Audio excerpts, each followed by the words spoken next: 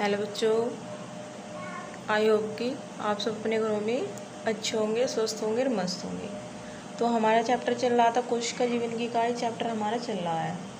तो इसमें मैंने आपको बहुत सारी चीज़ें कवर करा दी हैं। कोशिका अंग हम पढ़ रहे थे। कोशिका अंग इसके बारे में मैंने आपको डिटेल में बहुत सारे कोशिका अंग पढ़ाते हैं। माइटोकॉन्ड्रिया, तो जैसे मैंने आपको कोशिका अंग के बारे में मैंने आपको पढ़ा था। जैसे हरितलवक मैंने आपको कंप्लीट करा दिया। कोशिकांग, हरितलवक, माइटोकॉन्ड्रिया, लाइसोसोम, राइबोसोम, तो इन सब के बारे में मैंने आपको कोशिकांग आपको कंप्लीट करा दिया है। तो आज हम पढ़ेंगे कोशिका कंकाल यानी कि साइटोपंजर क्या होता है, इसका क्या कार्य है।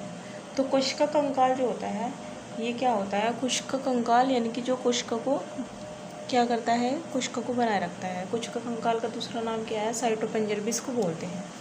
तो उसका क्या कार्य है? ये क्या करता है? कोशिका की आकृति को बनाए रखता है। और ये किससे मिलकर बना होता है? प्रोटीन के तंतु से मिलकर बना होता है कोशिका कंकाल। तो जो कोशिका कंकाल है वो क्या होता है, वो किससे मिलकर बना होता है? प्रोटीन के तंतु से मिलकर बना होता है।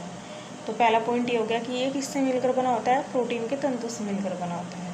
और इसका कार्य क्या होता है? इसका कार्य क्या होगा? कोशिका की आकृति को बनाए रखना है। यानी कि कोशिका होगी उसके क्या करता है? ये आकार को बनाए रखता है। तो पहला पॉइंट तो हो गया कि इससे मिलकर बना होता है। बहुत सारे तंतु होते हैं प्रोटीन के जिससे मिलकर बना होगा कोशिका कंकाल। और कार्य क्या होगा? कोशिका की आकृति को बनाए रखना, उसके आकार को क्या करता है? ये बनाए रखता है। अगर हम बात करें कि साइटोपंजर यानी कोशिका कंकाल कितने प्रकार का होता है, तो 2 प्रकार का ही होता है। कोशिका कंकाल क्या होगा? 2 प्रकार का होगा ये। एक सूक्ष्म नलिका होगी, इसमें सूक्ष्म नलिका से बना होगा, और दूसरा सूक्ष्म तंतु होंगे। तो ये क्या होते हैं? इन पे कोई भी आवरण नहीं मिलता। यानी कि ये जो कोशिका कंकाल होगा ये आवरणहीन होते हैं, इन पे आवरण नहीं होता। तो जो कोशिका कंकाल होगा वो एक तो दो प्रकार का होगा, यानी कि 2 प्रकार का होता है। एक सूक्ष्म नलिका और एक सूक्ष्म तंतु। तो सूक्ष्म नलिका होगा तो इसे क्या बोलेंगे? माइक्रोट्यूबल्स। इसे क्या बोलेंगे? माइक्रोट्यूबल्स। और इसे क्या बोलेंगे? माइक्रोफिलामेंट। सूक्ष्म तंतु को क्या बोलेंगे? माइक्रोफिलामेंट।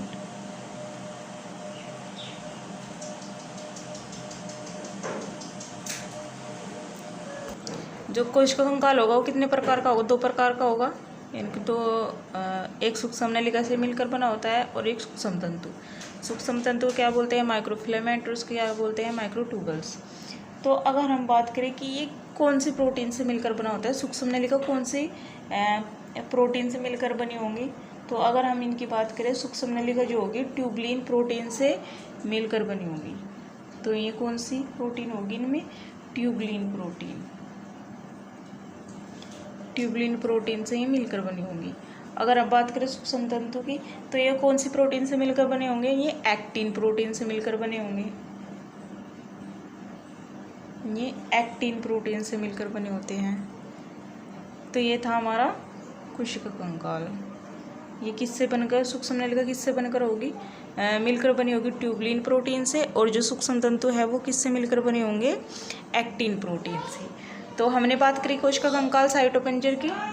तो हमने देखा कि प्रोटीन के तंतु से मिलकर बना होता है कोशिका कंकाल। और ये कितने प्रकार का होता है? 2 प्रकार का होता है कोशिका कंकाल।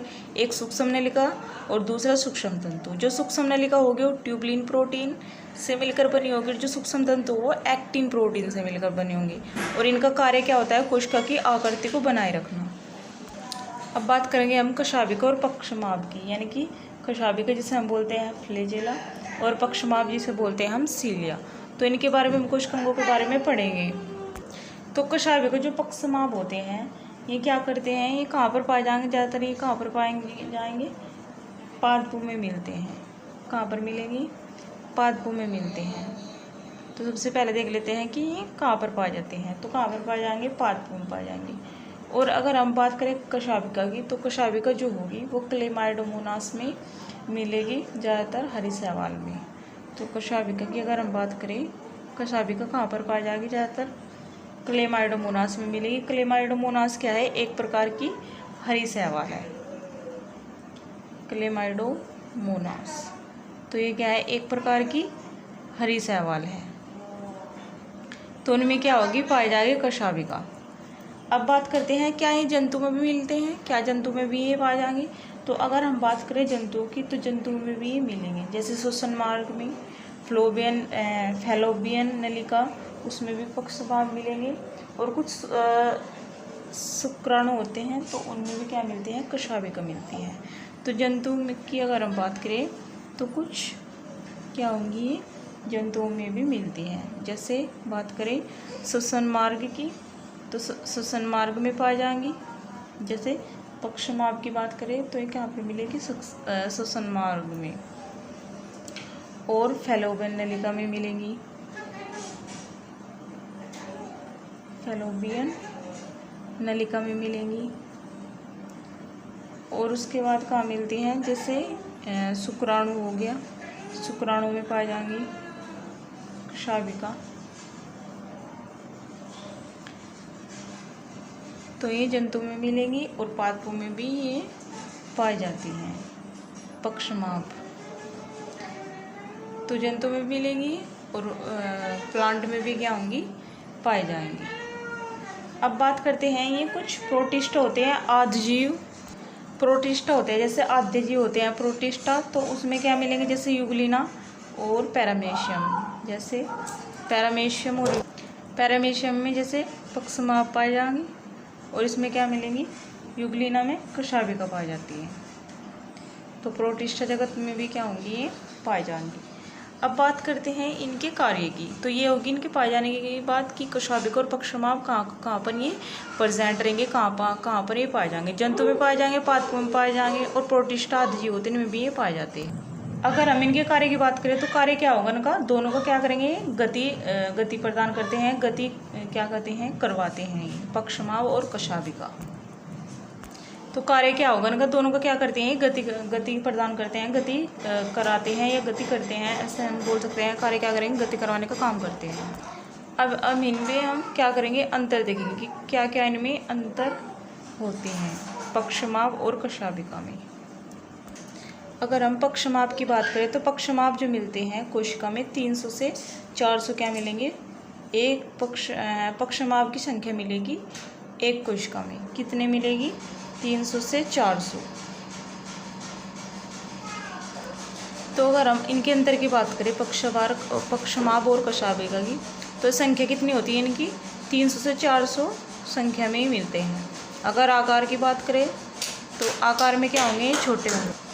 तो क्या मिलेंगे, आकार में छोटे मिलेंगे, और ये आकार में क्या मिलेंगे, बड़े मिलेंगे। अगर हम कार्य की बात करें, जैसे मैंने बताया, ये क्या होंगे, कोशिका को गति प्रदान कराते हैं, और ये भी कोशिका को क्या करेंगे, गति प्रदान कराते हैं। लेकिन अगर हम बात करें इनके तो इनको दूसरा कार्य क्या होता है, पहला तो गति कराना, और दूसरा होता है अपने आसपास जितने पदार्थ मिलेंगे, जितने भी भोजन के कण मिलेंगे, तो उन्हें क्या करना, मुक्त तक उनको गति कराना और मुक्त तक पहुँचाना। इनका कार्य होता है पक्षमाप का दूसरा। तो पक्षमाप और कशाभिका की संख्या की बात करी, आकार की बात करी और कार्य की बात करी। तो आई होप कि आपको मेरा लेक्चर समझ में आया होगा। तो लाइक कर देना, शेयर कर देना अपने दोस्तों में, और सब्सक्राइब कर लेना चैनल को। ठीक है बच्चों, तो मैं आज का सेशन यहीं पर एंड करती हूँ। आप सभी का धन्यवाद।